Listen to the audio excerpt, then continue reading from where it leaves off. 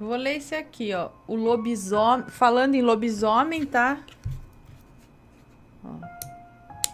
Falando em lobisomem. O lobisomem que saiu de dentro da oficina mecânica do meu irmão. Oi, Ana. Fui eu que te mandei o relato do gato da velha. Tenho 44 anos. Moro no Itaim Paulista e vou te contar o relato do lobisomem que aconteceu no início do ano de 2004. Meu irmão tinha uma oficina mecânica atrás da minha casa. É um terreno do lado do terreno da gente. Como não tem casa neste terreno, os donos estão sempre alugando ele. Nessa época, nosso terreno não tinha muro para separar o outro terreno. Então, o que separava os dois terrenos eram as casas. A parede da minha casa se tornava o muro da mecânica. Meu irmão trabalhava de dia na oficina e à noite tinha gente que guardava carro lá dentro da oficina. Meu irmão alugava vagas, porque o terreno é bem grande.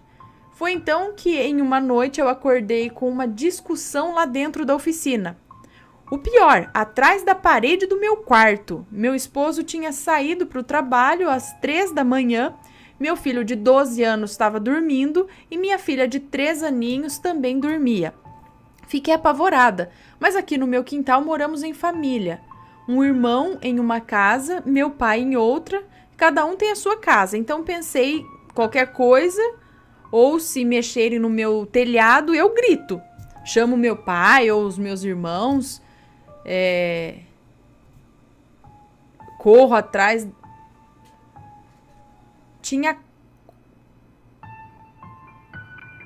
Agora não entendi, tinha corro atrás da parede do meu quarto.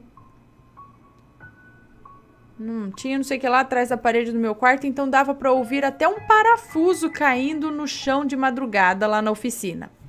Tinha gente que guardava carro até de madrugada lá dentro. Outros pegavam o carro de madrugada lá para trabalhar. Mas aquela discussão que me acordou não era bem uma discussão. Sentei em minha cama e prestei bem atenção no barulho. Parecia uma pessoa sendo engarguelada e tentando falar ao mesmo tempo. E se batia sobre os carros. E grunhia muito. Dava muito medo e pavor. Aquela pessoa ou coisa tentava falar num desespero imenso. Até aí eu achava que era gente brigando atrás da parede da minha casa. Entre este terreno, e o meu terreno tem um muro de um supermercado. Na época, abaixo desse muro tinha uma cobertura de telha. E esse muro fica no fundo do meu terreno, de frente para a porta da minha casa. Foi então que eu vi aquela coisa grunhindo, pulando em cima das telhas desse muro do mercado, que termina em frente à avenida tal. Essa coisa que eu pensava que era um homem brigando, tentava falar, mas ele só grunhia. E foi andando em cima das telhas do mercado fazendo um barulho. O cachorro da gente era grande, era uma mistura de vira-lata com policial, com pastor alemão, seria isso? Quando viu aquela coisa tentando pular dentro do nosso quintal, ele ficou doido, latia e dava saltos no muro tentando espantar o lobisomem. Foi quando meu vizinho começou a gritar para a mulher dele: "Fulana, pega o meu revólver que tem um homem aqui em cima do muro." O que eu não sabia é que o meu pai tinha saído, ele tinha ido para fora para fumar um cigarro e deu de cara com um imenso cachorro marrom em cima do muro tentando pular dentro do nosso quintal. O vizinho gritando, dizendo que é um homem e meu pai vendo um enorme cachorro.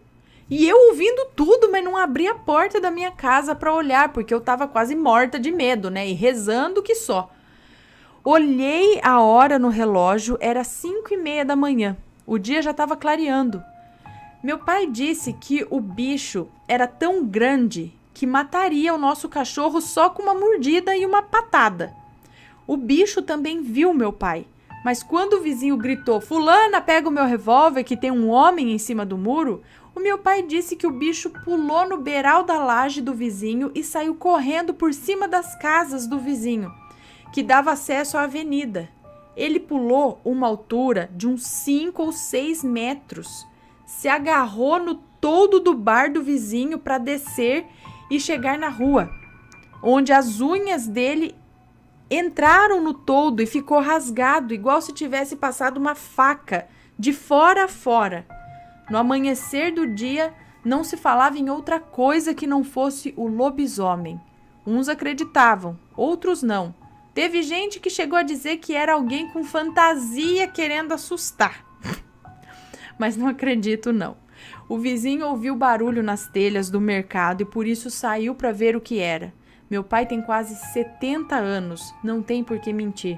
Até hoje ele diz que viu um enorme cachorro em cima das telhas do mercado e não um homem. Eu acredito que ele estava se destransformando, por isso meu pai viu uma coisa e o vizinho viu outra coisa. Sem dizer, Ana, que só entrava na oficina para guardar o carro quem tinha a chave. Quem tinha a chave do portão da oficina. Obrigada, Ana Paula. Espero que leia o meu relato. Lido. Então, será que o lobisomem era alguém que guardava o carro lá dentro? Quem? Que legal, credo. Legal? Não, né? Interessante.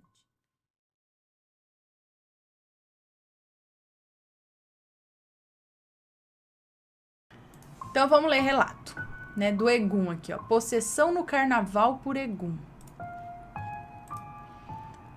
Olá, me chamo fulana, tenho 30 anos e sou casada. 3 filhos, sou de São Paulo, capital. Pode ler, pois não cito nomes. Esse relato foi real e eu sofri muito. Que sirva de exemplo para outras pessoas. Fica a dica já, hein? Venho com mais um relato, sendo esse bem chocante. Ai, meu Deus do céu. Posso chamar de possessão. Foi triste e pavoroso. Lá vem. Até tomar um gole d'água.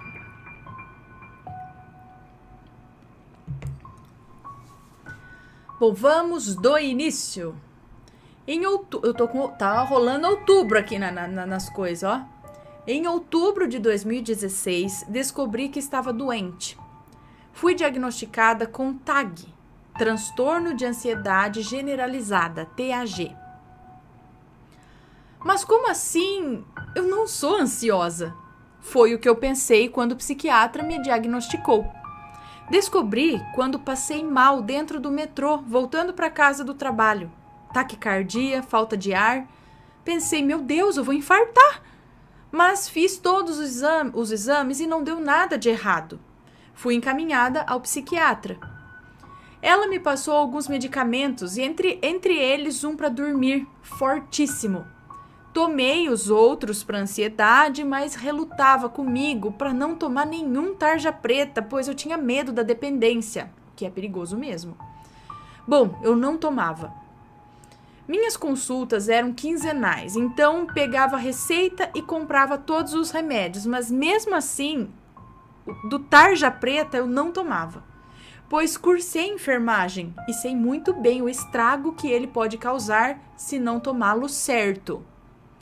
Então, eles ficavam guardados longe de todos e principalmente das crianças. Percebi que meu comportamento estava diferente entre novembro e dezembro do mesmo ano de 2016. Eu estava nem aí para nada, estava agressiva, debochada e afrontava todo mundo ao meu redor. Não era eu. Então a minha mãe me leva ao terreiro de Umbanda, onde sempre frequentamos. Me afastei, nem mesmo para assistir os trabalhos ou tomar um passe.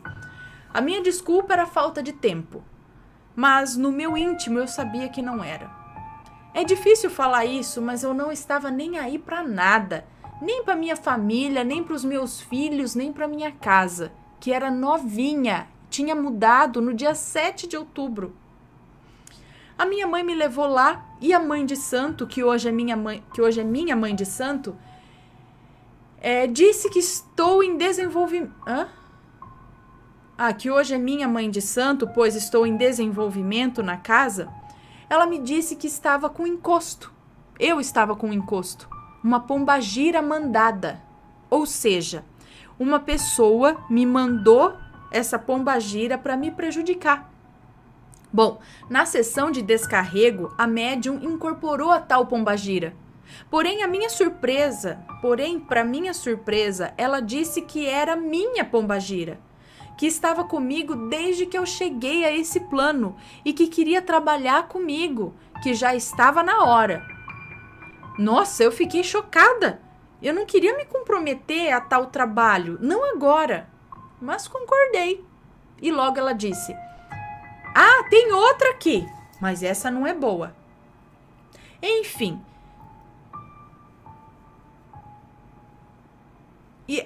Acho que enfim tiraram ela, é isso? Tomei meus banhos, fiquei bem e achei que estava tudo bem, lindo, maravilhoso. Melhorei meu comportamento e achei que nada mais ia me atingir. Melhorei meu comportamento e achei que nada mais ia me atingir. Eu estava muito, muito errada.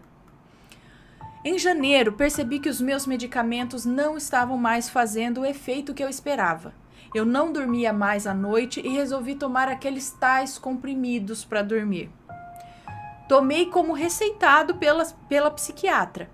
Ótimo, dormi muito bem. Porém, não tomava diariamente, porque sentia o efeito dele no meu corpo mesmo após 24 horas de ter tomado ele. Eu ficava relaxada e calma, me fazia bem. Porém, como qualquer medicamento, não se deve tomar bebida alcoólica jamais. A minha vida foi seguindo tudo bem. Até chegar o carnaval. Foi quando tudo mudou. Estava tomando meus medicamentos certinho, sendo o carnaval na terça-feira.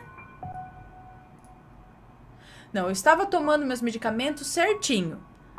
E sendo carnaval na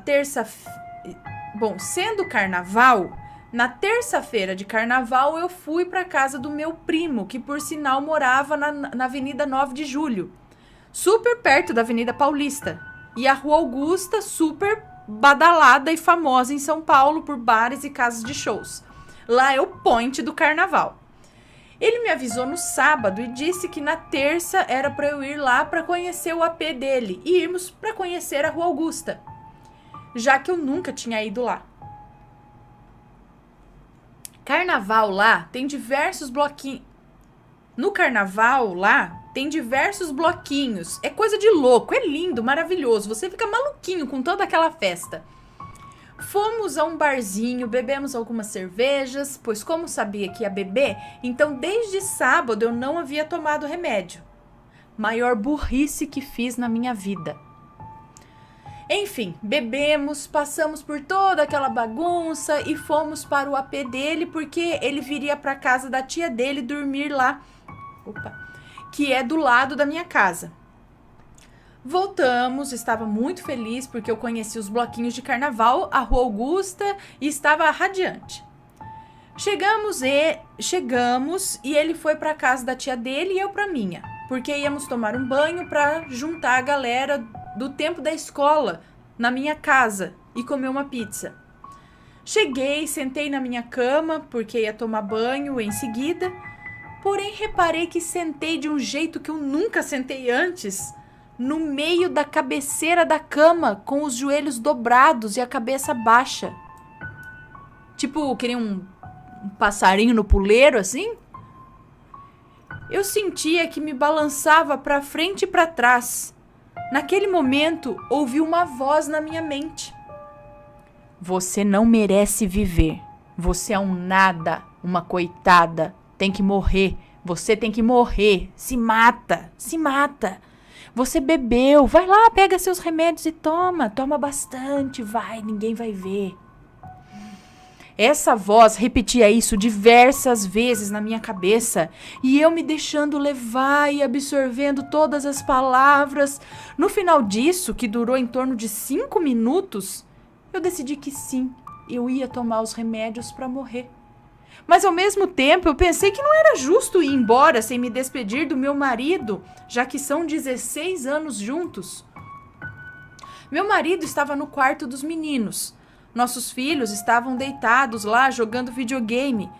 Entrei no quarto e falei para ele chorando: Mo, me desculpa por tudo de ruim que eu já fiz, por todas as vezes que te magoei, mas agora eu preciso ir embora. Não tem jeito, eu preciso ir. Adeus. Ele me abraçou, não entendendo direito o que estava acontecendo, e me pediu que sentasse na cama e esperasse um pouquinho, que ele já voltava. Mas não era para eu sair dali. Em tempos atrás, quando eu estava agressiva e nervosa, eu teria saído e não teria obedecido ele. Mas como seria a última coisa que ele pediria como seria a última coisa que ele pediria para mim? Resolvi ficar ali quietinha, ouvindo aquela voz na minha mente e pensando que talvez a medicação demorasse um pouco, que cortar a minha artéria seria indolor e rápido. E olha só o que passava na cabeça, gente do céu. Ela diz exatamente isso aqui, ó. Sinto vergonha de dizer isso, mas era o que a minha cabeça estava pensando. Uma pessoa em estado normal não pensaria nisso. Porque imagina passar uma faca no pescoço. Nossa, como assim? Porque no momento que ela cortasse a pele, você não continuaria. Mas na minha mente perturbada, isso não era importante. Porque eu nunca senti tanta coragem na minha vida. Enfim, estava lá sentada, esperando, quando de repente a minha mãe aparece na porta do quarto. Naquele momento eu senti muita raiva, muito ódio e pedi pro meu marido tirar aquela mulher dali. Ela veio na minha direção e eu fiquei agressiva. A partir daí, a minha mente apagou.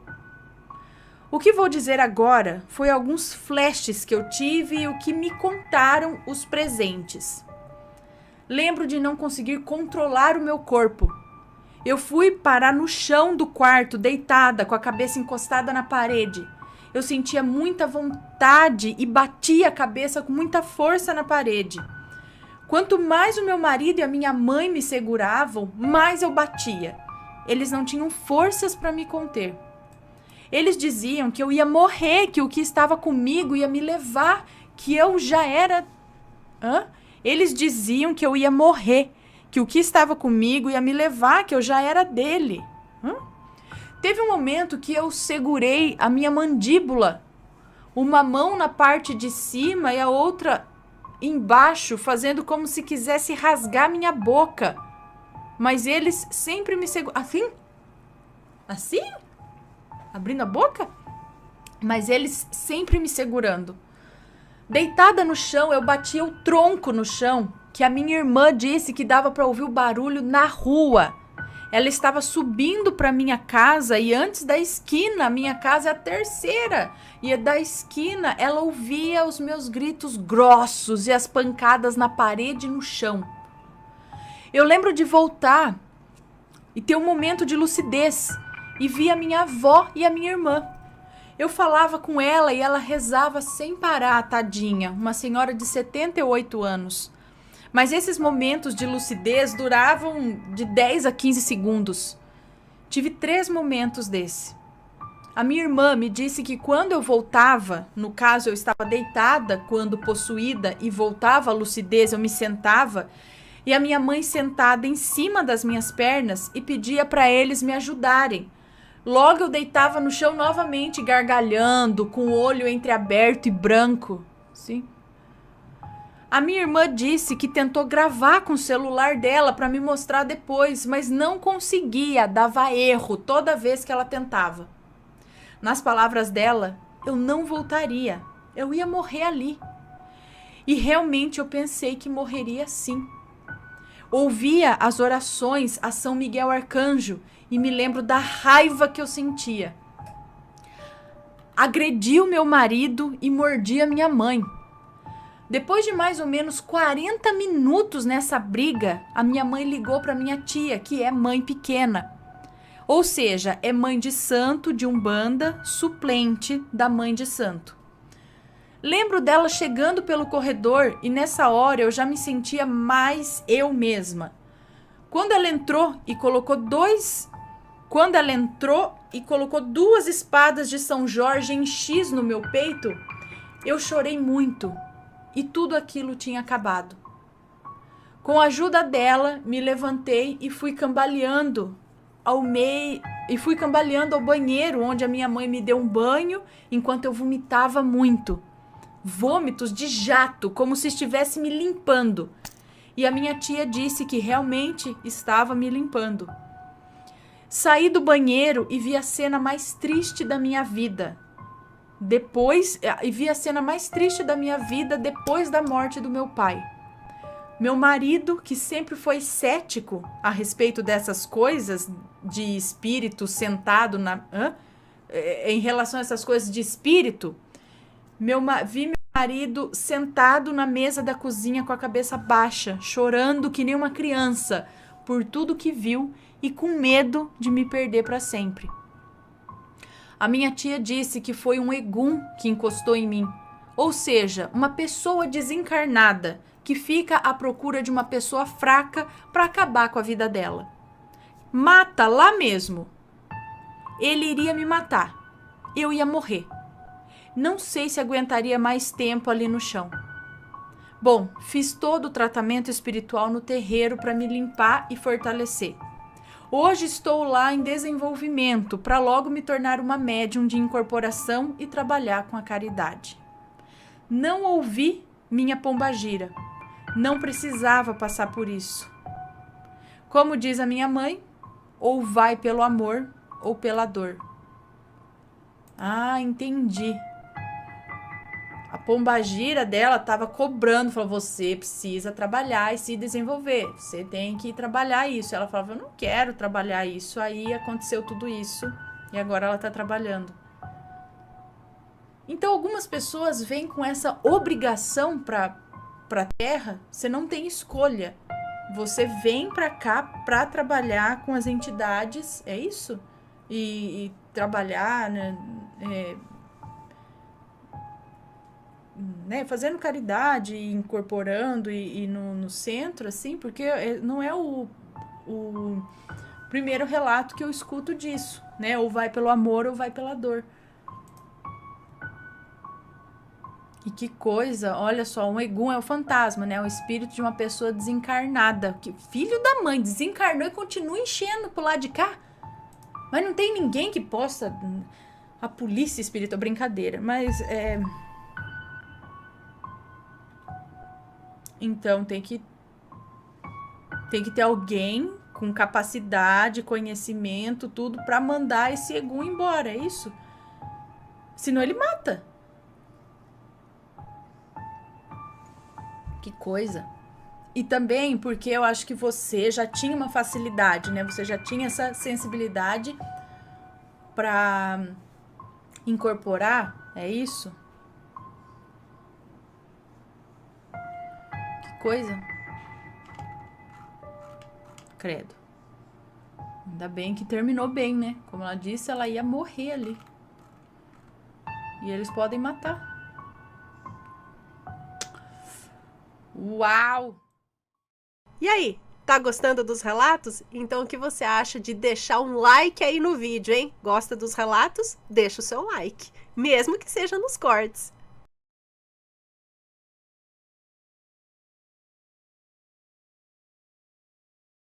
Perícia criminal. A moça que nos conta esse relato diz que o pai dela foi perito criminal por muitos anos e muitas coisas aconteceram com ele durante esses anos. E essa é uma dessas coisas. Então, em meados dos anos 80, a equipe do pai dela foi solicitada para atender um cadáver que estava à beira da estrada de uma cidade vizinha. Era uma jovem, bela moça.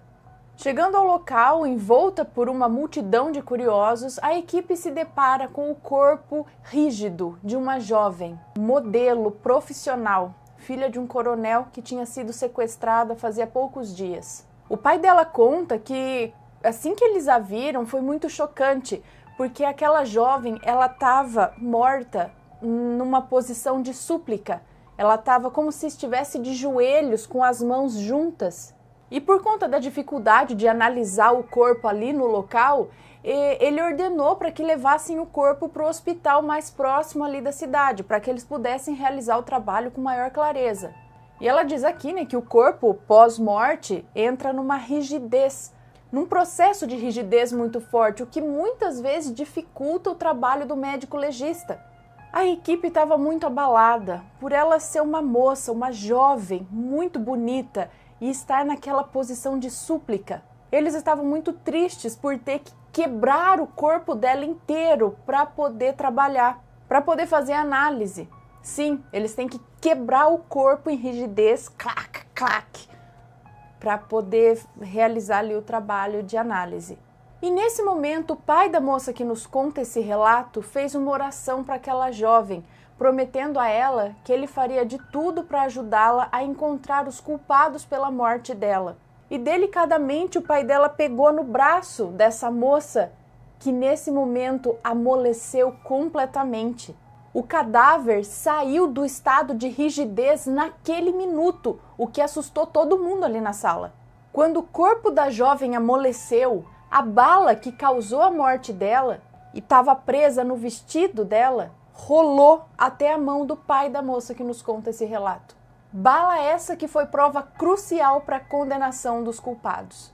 E após verificar o cadáver, o pai dela continuou trabalhando no caso e contou que ele ficou com um perfume na mão por dias, no local onde ele tocou. Bem quando ele tocou a moça, no braço dela, a mão dele ficou com cheiro de perfume por dias. Os assassinos foram pegos e presos 2 dias depois. Eles estavam fugindo para o Mato Grosso e eram de uma facção criminosa que estava ali de passagem pela região. E o laudo que o pai dela fez foi um laudo muito emocionado, relatando e explicando bem a situação que encontraram o corpo e a crueldade e frieza daqueles assassinos, tocando assim o juiz que condenou os assassinos a 50 anos de prisão cada um. E o pai dela disse que chegou a conversar com um amigo que é espírita a respeito de tudo aquilo. E a verdade é que dessa vez o pai dela teve uma ajuda sobrenatural para que esses assassinos fossem tirados da sociedade.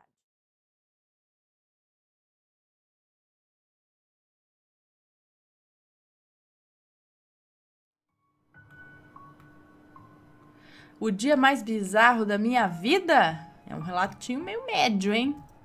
Vamos lá?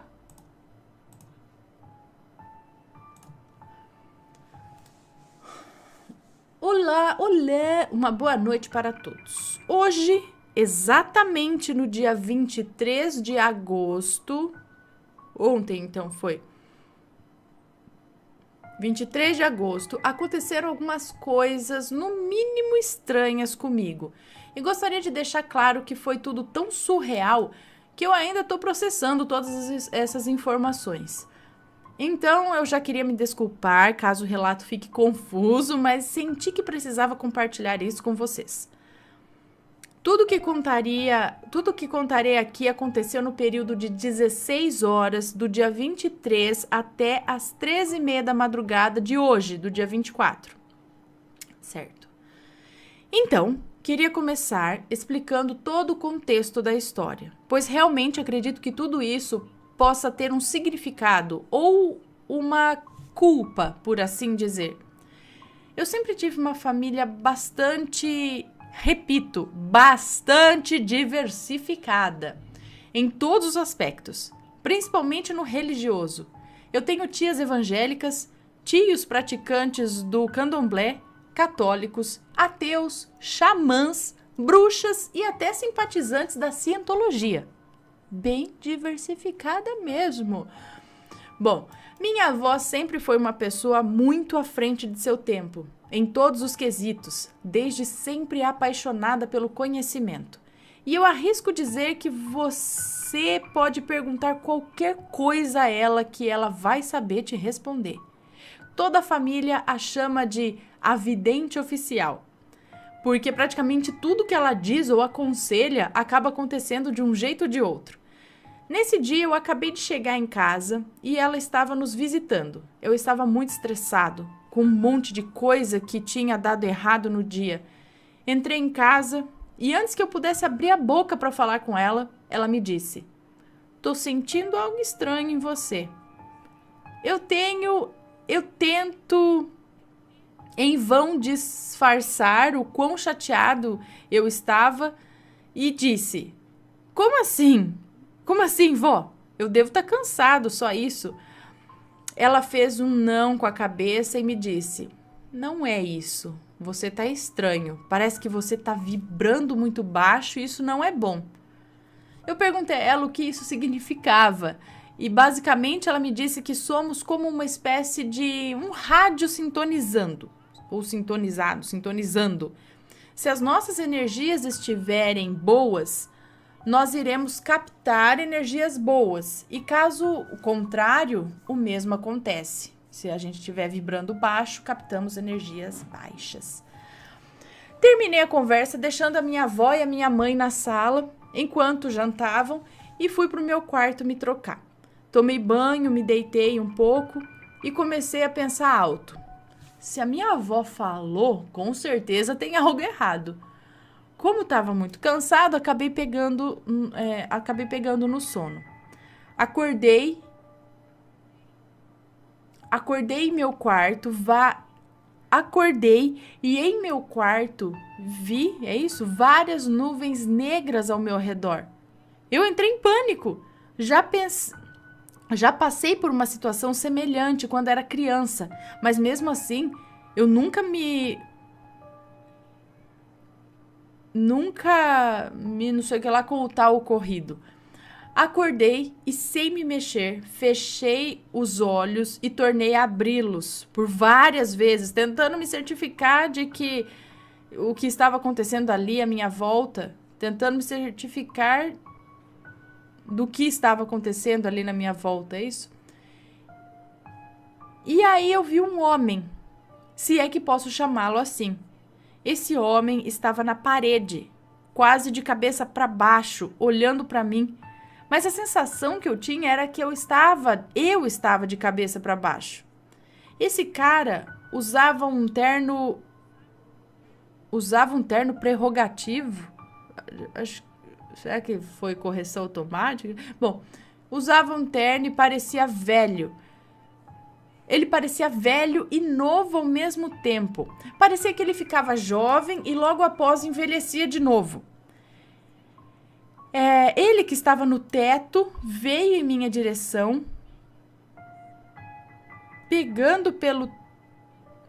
vi minha direção andando pelo teto, é isso? Logo após vindo pela parede e chegando no chão. Ele ficou do meu lado da cama, ajoelhou-se do lado da minha cama e olhou fixamente para mim e começou a me vampirizar. Eu conseguia ver o que seria a minha energia sendo puxada para dentro dos olhos daquele homem. Eu fiquei quase uns 10 minutos assistindo aquilo tudo, sem poder fazer nada.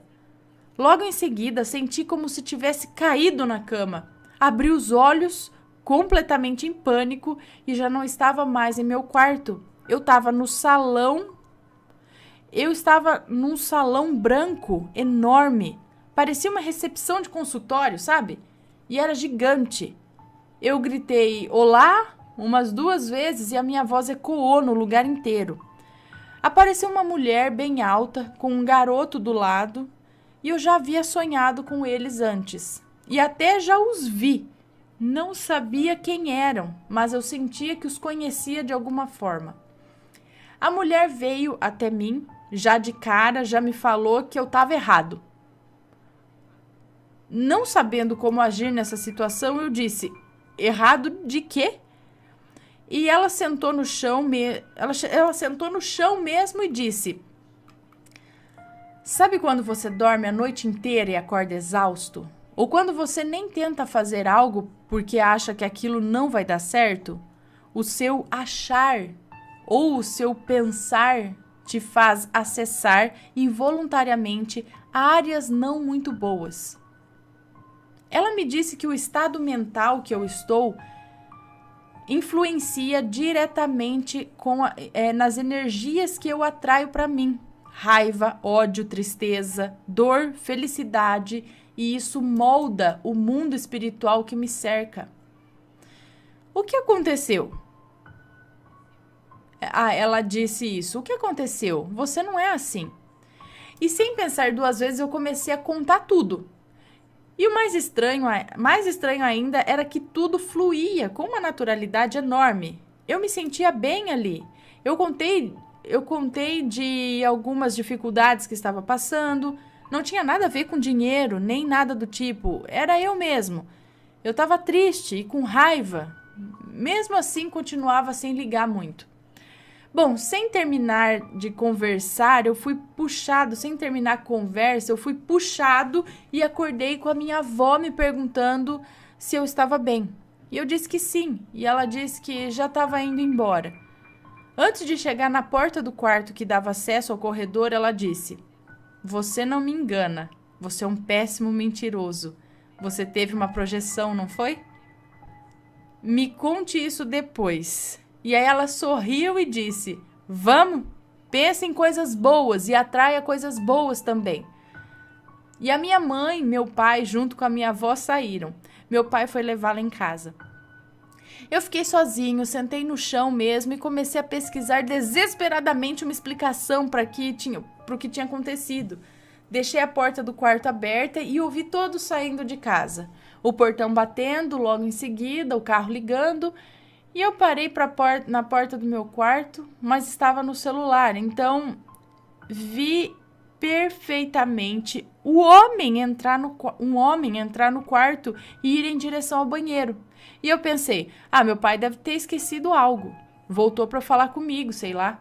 E eu fiquei esperando. E eu não vi ninguém sair do banheiro. Levantei correndo e não tinha ninguém no quarto e nem na casa. Me sentei no chão e lembrei de uma técnica de blindagem da alma que tinha aprendido. Essa técnica é justamente contra os espíritos que vampirizam você. Eu coloquei uma música calma nos meus fones e fechei os olhos. E me projetei de novo. Me vi sentado no chão, em meu quarto, no plano astral, completamente escuro, sujo, com vários espíritos ao meu redor. Com o susto, retornei ao corpo.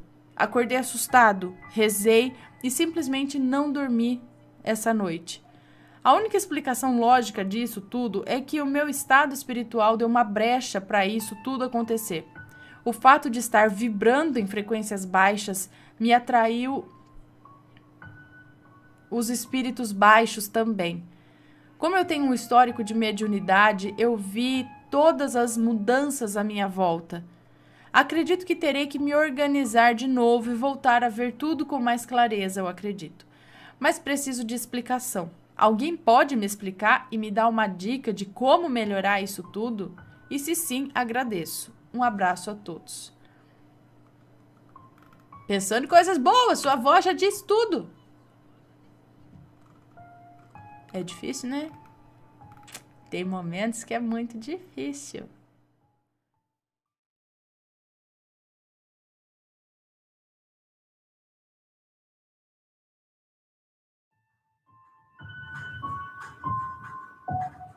Tá, tem mais um aqui. Nossa Senhora, voltando, que não deu para contar tudo ontem de Nossa Senhora, então tem uns aqui, ó. Nossa Senhora acompanhou minha avó. Será que esse eu não contei? Acho que não. Olá, Ana. O relato que vou contar é da minha avó e não terá nomes. Bom, por cerca do ano de 1955, o pai da minha avó fez uma promessa a Nossa Senhora. Porém, ele não conseguiu pagar a promessa porque ele faleceu. Nisso que a mãe da minha avó disse que ela não iria conseguir pagar a promessa. E a minha avó disse que poderia deixar que ela pagaria. No dia seguinte, a minha avó foi para pegar o trem e a sua mãe disse que Nossa Senhora te acompanhe. E ela foi. Num banquinho, já na estação de trem, ela amamentava sua filha, que tinha 6 meses. E assim se aproximou uma moça negra com um bebê branquinho. Sentou ao lado da minha avó e puxou papo com ela. E nisso a moça pediu para minha avó guardar um lugar no trem que ela ia apenas comprar a passagem e já voltava. Chegou o trem e assim ela atendeu o pedido da moça. Guardou um lugar, mas a moça nunca vinha. E uma hora, a moça nunca vinha, e uma hora o vagão partiu, o trem partiu. Quando estava chegando na Aparecida do Norte, a moça estava do lado de fora, acenando para ela, gritando que já estava lá. Gritando que já estava lá esperando por ela. Nisso, o trem estava parando ainda. Ela estranhou, mas não falou nada. Desceu e foi falar com a moça. E ela disse que ia ter que dormir no banco lá fora porque não tinha dinheiro para a estadia. E a minha avó se ofereceu para pagar a estadia dela. E assim dormiam juntas com as crianças. A moça ficou sentada na cama que ela ia dormir. E a minha avó foi lavar as fraldas, que eram de pano antigamente, né? Voltou e assim ambas dormiram. No dia seguinte, a minha avó acordou e a moça já não estava mais lá. E assim desceu para a recepção e perguntou se alguém tinha visto a moça. E ninguém tinha visto aquela moça naquela manhã. Ela pagou a promessa e depois voltou para casa e contou o fato para a mãe dela. E a minha bisa disse que foi Nossa Senhora que a acompanhou durante a viagem toda, protegendo ela. E a minha tia, que era bebê na época, protegendo ela e a minha tia, que era bebê na época. Ela é devota a Nossa Senhora e sempre fala que devemos acreditar. Acreditar nela, pois sempre que precisamos, ela nos ajuda, pois sempre que precisamos, ela nos ajuda. Obrigada por ler esse relato, abraço para a família e sucesso. Beijos para você, muito obrigada pelo relato. Será, gente? Olha que falou que acompanhe e acompanhou mesmo, né? Legal. E aí, tá gostando dos relatos? Então o que você acha de deixar um like aí no vídeo, hein? Gosta dos relatos? Deixa o seu like, mesmo que seja nos cortes.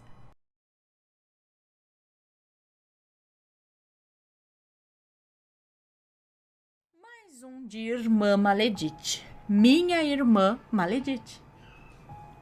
Oi, Ana, oi, assombrado. Já vou avisando logo que todos os nomes estão trocados e vou tentar resumir para vocês. Me avise se ler, por favor. Tá. Beijos e fiquem com a minha história. Bom, vou me chamar aqui de Júlia. Em 2015, fiz um passeio escolar com os meus amigos. Maledite e eu somos gêmeas e éramos da mesma turma. Nunca nos demos muito bem. Ela sempre brigava comigo por qualquer coisinha. Raro, né? Geralmente gêmeos, assim, são muito apegados e tal. Acho que isso é raro. Nunca nos demos muito bem. Ela sempre brigava comigo por qualquer coisinha. Uma vez ela derrubou o perfume preferido da nossa mãe e colocou a culpa em mim.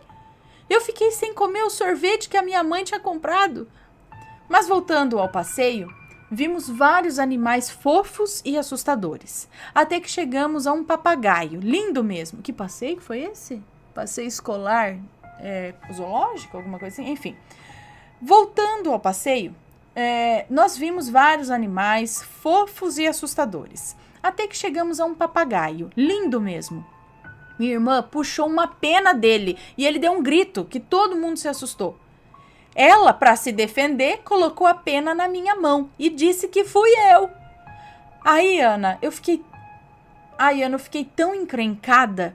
Passei o resto do passeio dentro do ônibus e depois levei uma ocorrência. Acho que uma advertência da escola.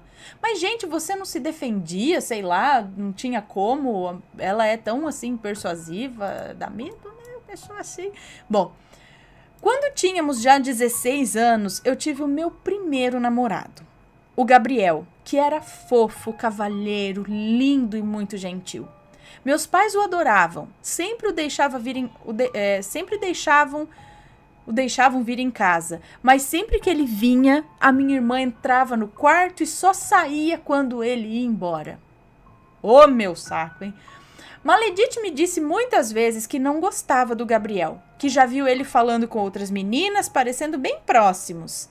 Embora não fôssemos muito próximas, eu acreditava nela. Ai, como eu era boba, Ana. Eu brigava com o Gabriel, tudo por causa do que ela me dizia. Nós terminamos, mas voltamos depois de um tempo. Certa vez, a Maledite me disse que viu o Gabriel me traindo na frente da casa dele, beijando a Jana, que é minha inimiga de escola. Eu morri com essa notícia. Liguei pro Gabriel terminando por telefone.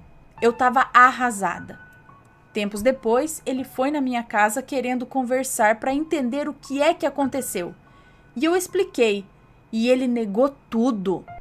Ele ligou pra Jana, mesmo ela sendo minha inimiga, ela jurou nunca ter feito isso. Olha, ela pode ser má, mas não talarica. E ela não chega nem aos pés da maldade da Maledite. Descobri a verdade e parei de falar com a minha irmã. E voltei novamente com o Gabriel.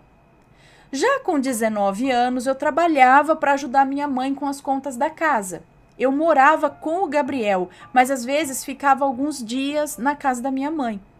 Maledite ainda morava com ela. Ana, nem para ela tomar vergonha na cara e procurar um trabalho. Minha mãe sempre a defendeu e fazia tudo o que ela queria.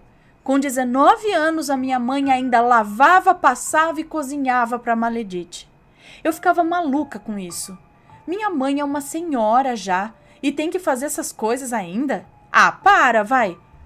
Eu estava ajudando a minha mãe em casa com as coisas. Gabriel passava lá de vez em quando, trazia presentes para minha mãe. Ah, ele era tão fofo.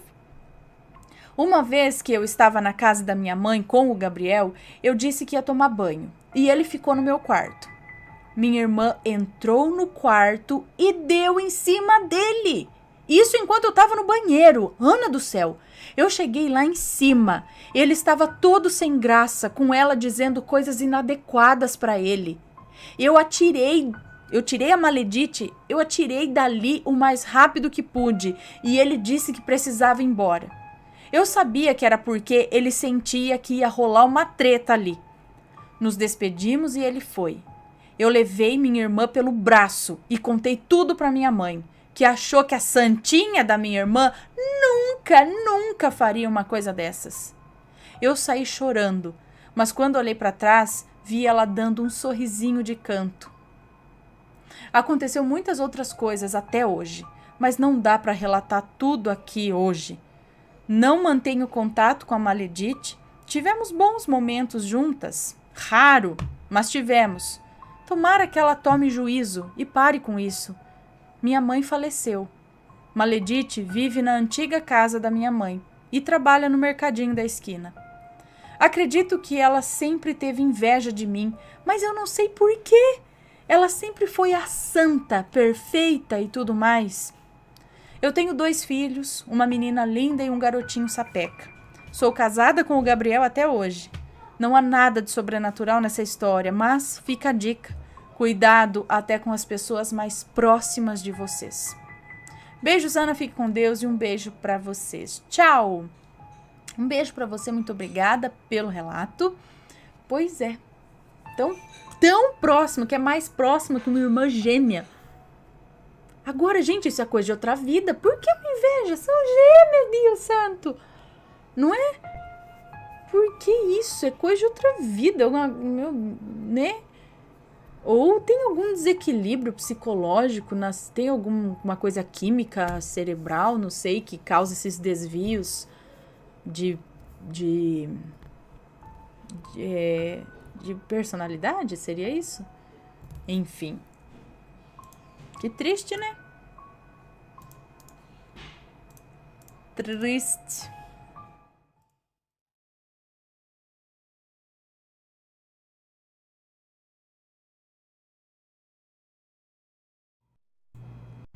Demônios internos. Oi, Ana, vai um relato curto aí. É um moço, tá? Eu, quando mais novo, costumava ter acessos de raiva por motivos muitas vezes banais. Não a ponto de agredir sem mais nem menos alguém. Não a ponto de agredir sem mais nem menos alguém. Mas canalizava em objetos, parede e o que mais de resistente tivesse na frente, justamente para não descarregar em ninguém. Na escola, se acaso eu acabasse envolvido em uma briga, era realmente complicado me segurarem, porque eu meio que perdi a consciência. Eu digo assim em nível de não sentir dores e não ter percepção de gravidade. Fora que a raiva alimenta muito a força física. Quando eu tinha 21 anos, tive uma discussão feia com uma namorada da época. E a raiva foi tomando conta, a ponto de eu dar um soco tão forte na porta do quarto que abriu um buraco na porta. Uau! Foi quando vi alguém que eu amava sentir medo de mim, Foi quando vi alguém que eu amava sentir medo de mim, que passei a trabalhar mentalmente isso. E com o amadurecimento foi mais fácil conter. Daí passei a chamar isso tudo de meus demônios internos. Eu sinto eles ativos dentro de mim, mas não dou condição para que saiam. Por isso passei a chamar assim. Só que nos últimos dias tive problemas porque vários pensamentos com lembranças que eu não suporto vem tomando a minha mente involuntariamente. E ontem, no trabalho, coloquei meus fones, como de costume, e resolvi colocar uma música que ajuda a liberar minha raiva. Que é a música Ham, é isso? Jay-Z e Kanye West. Eu achei que se eu liberasse os pensamentos e lutasse contra eles de frente, eu manteria a calma de novo. Como se estivesse abrindo o portão para os demônios saírem a fim de lhes ensinar quem manda em mim. Foi uma péssima decisão. Eu senti algo tomando conta de mim. Comecei a ter taquicardia, tremer, vontade de gritar, como se não fosse apenas um simples sentimento, uma simples emoção. Eu estava perdendo o controle quando a música simplesmente parou. Ela não travou, ela literalmente deu pause sozinha e eu escutei. Calma, de uma voz que não vinha dos fones e nem do ambiente. Ana, imagine uma sobrecarga seguida de queima do sistema. Foi mais ou menos isso. Eu cheguei num limite e senti depois desse calma um desligamento de tudo. Parei de tremer, mas senti o corpo formigar. O batimento reduziu do nada, mas continuava forte. Eu estava tentando entender o que houve naqueles minutos enquanto meu corpo estava imóvel na cadeira e ninguém no meu setor havia notado. Passei o dia pensando nisso. Comentei com 2 amigos que sabem dos meus episódios de raiva e da minha familiaridade com o sobrenatural. E ambos acharam estranho que os 2 tenham tido uma ligação agora. Daí, nessa mesma noite, eu tive um sonho bem esquisito. Eu me via andando na rua com muita raiva, enquanto centenas de pessoas andavam na direção contrária à minha. De repente, uma delas parou na minha frente. Não lembro de rosto nem nada, apenas sei que era alguém. E essa pessoa apontou para trás de mim. E eu não olhei de imediato. Então ele, ainda apontando, disse: "Olhe." Quando olhei, vi uma massa nebulosa, preta, se mexendo constantemente, como se estivesse cheia de algo. E quando olhei ela toda, notei que ela se estendia como uma corda e se prendia a mim nas costas. Daí comecei a perceber que algumas pessoas que iam na direção contrária olhavam com repulsa e jogavam algo nessa massa. Eu não conseguia identificar o que, apenas sabia que jogavam. Aquele alguém na minha frente disse que eu devia seguir sempre em frente e ignorar as pessoas. E então eu segui andando. Acordei confuso ainda na madrugada e lembrei no mesmo instante da voz que me disse para ter calma. Ainda não sei exatamente o que significa, mas deu a entender que aquela massa representava minha raiva e que eu devia ignorar aquilo que a alimenta. Sim. Mas tenho convicção que aquele que falou comigo no sonho era o mesmo da voz, o que mandou ele olhar. É isso? Era o mesmo da voz. Pode ser um protetor, alguma coisa assim, um mentor, ser um protetor, um anjo da guarda, alguma coisa do tipo. E acho que talvez você tenha visto até um tipo de...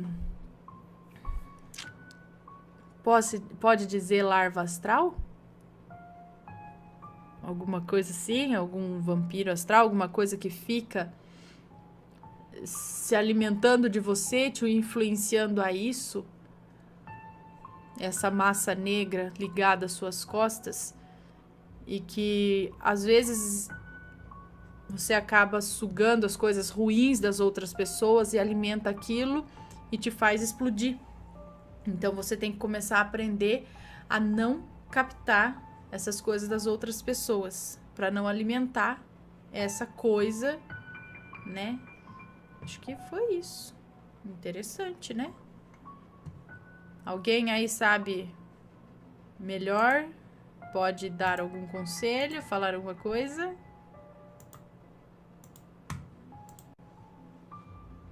Deixa eu ver aqui.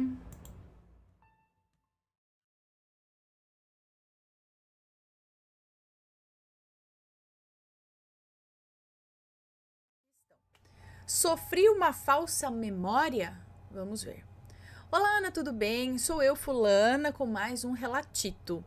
Ana, ontem, na data de 25 de outubro de 2021, né? Então, na verdade, não foi bem ontem, mas foi no dia 25 de outubro de 2021, meu esposo e eu fomos até a casa do meu enteado, pegar um protocolo de exame. Para ele, o meu enteado, fazer coleta de sangue 2 dias seguintes? Eu que vou levá-lo, porém a mãe dele esqueceu de me entregar. 2 dias depois, acho que ele ia fazer exame de sangue, é isso? Porque naquela data, né? Eu que vou levá-lo, porém a mãe dele esqueceu de me entregar o protocolo, então nós fomos lá buscar. Bom, beleza, tudo bem. Fomos, pegamos o protocolo. Na hora de retornarmos para casa, resolvemos cortar caminho por um local de mata e um local até meio sujo. Mas como era para mais perto, como seria mais próximo, né? Fomos por ali mesmo. Porém, Ana e assombrados, eu tenho certeza que eu já vi e até já passei por aquele lugar. Porém, é algo quase impossível, pois é um local perigoso. Eu não iria passar sozinha por ali. Eu nem sabia que ali dava para cortar caminho e meu enteado mudou-se para lá faz apenas um mês. Eu nunca fui lá. Ana, eu fiquei com isso na cabeça a noite toda. Eu não sei se eu sonhei, porque até a entrada que vai para esse local eu já vi. Eu não sei se é uma falsa memória, eu só sei que eu já conheci esse local antes mesmo de ir até lá. Não sei explicar o que aconteceu, alguém sabe? Perdão os erros, reli várias vezes, mas estou escrevendo pelo celular. Beijos, Ana, Matheus, Pets e Assombrados. Um beijo para você, muito obrigada. Será que se trata de uma falsa memória ou uma memória antiga? Do mesmo local? Mas será? Ou aqueles casos de déjà vu, não sei. Não sei. Conhecia muito bem o local? Será que já sonhou? Será que já foi até lá em viagem astral? Por algum motivo que eu não sei? E aí aquilo ficou no seu inconsciente e de hora que você olhou, acessou sem saber direito o porquê. Não sei. E vamos ver este... deixa eu contar uma coisa que me contaram aqui meio por cima. Essa moça contou que ela precisou ir numa farmácia. Ela precisava pegar um remédio que era numa certa farmácia que ela precisava ir. E ela foi com a tia dela. E pegaram o endereço, colocaram no Google, enfim, no Maps, no Waze, sei lá onde aqui, para chegar até o endereço dessa farmácia em específico aí. Aí tava ela e a tia... Ai! Meu Deus, vem na minha cabeça. Que isso? É uma barata ou um besouro? É uma barata. Não tá em mim, né? Cadê, filha da mãe? Não é daquelas baratonas. Ou será que é besouro? Mas não é muito quieto pra ser um besouro. Aí ali, filha da... eu sei que não vou de novo, hein? Bicho esquisito. Ai, se ela voar, vocês me avisam. Não dá pra vocês me avisarem. Ai, Matheus, vem pegar o bicho aqui.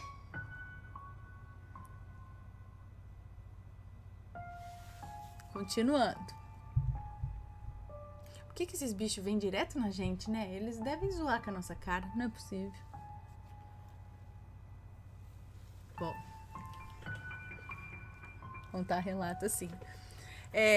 Então, aí colocou lá, né, pra chegar no lugar, tava ela e a tia dela, se não me engano, tá?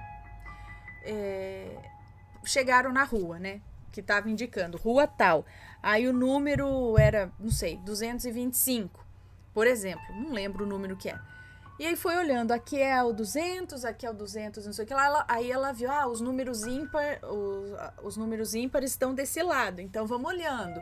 E tal, tal. Aí a hora que chegou no local que era para tal 225, tinha um murão azul no lugar. Aí passou devagar com o carro, ela viu, a tia dela viu. Aquele falou, mas não tem o número na rua. A rua tal, conferiu o nome da rua, o número do estabelecimento, mas não tinha o número 225 na rua. Tinha um murão azul. Aí elas continuaram, deram a volta e resolveram parar. Não sei se foi num posto, ou parar no lugar e perguntar, gente, onde que fica essa farmácia aqui e tal, o número... Aí eles falaram, fica ali, vocês passaram por ela. Aí eu falei, não, a gente não passou por farmácia nenhuma. Eu falei, não, passou, ela fica ali na rua tal, no número 200. Aí elas deram a volta e passaram, e era ali a farmácia. Não tinha mais muro azul nenhum. Era a farmácia realmente ali, mas a hora que elas passaram não existia farmácia. E na segunda vez que elas foram, não existia o muro azul. Era a mesma rua, o número tava lá, farmácia 225. E aí, só que as duas viram o muro, o murão. E aí elas falaram... Foi uma conhecida que contou isso esses dias aí. Interessante, né? Já aconteceu algo aí com vocês? Manda a história pra gente. Me conta, gostou do relato? Então o que você acha de deixar um comentário aqui embaixo? Sempre com respeito, por favor. Além do like, é claro.